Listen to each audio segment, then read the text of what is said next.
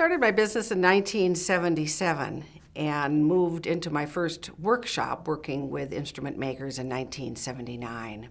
And one day I got a call from 3 teachers in Bismarck, North Dakota. And they said, "We're curious about you, we're coming down to see you."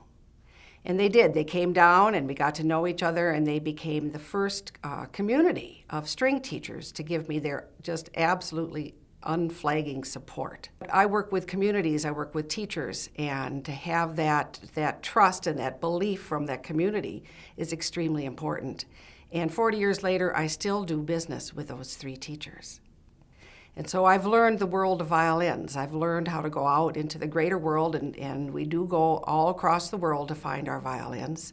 And we have developed relationships over these 40 years that allow us to buy at a price that will allow us to make a profit.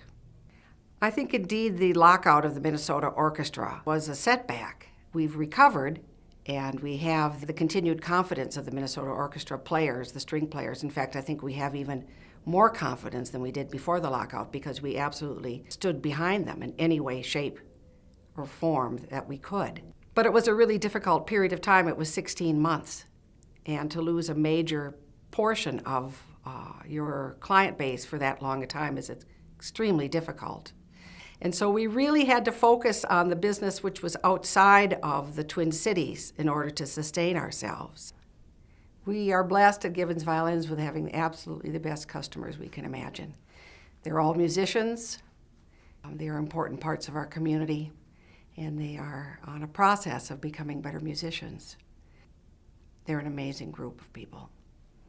And I can't say that I have a big grand plan, but each and every transaction, I make sure that not only is the customer happy, but my business is happy.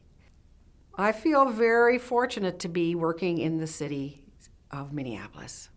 I'm the only woman in the world who has a violin shop of the size that I have and of the longevity.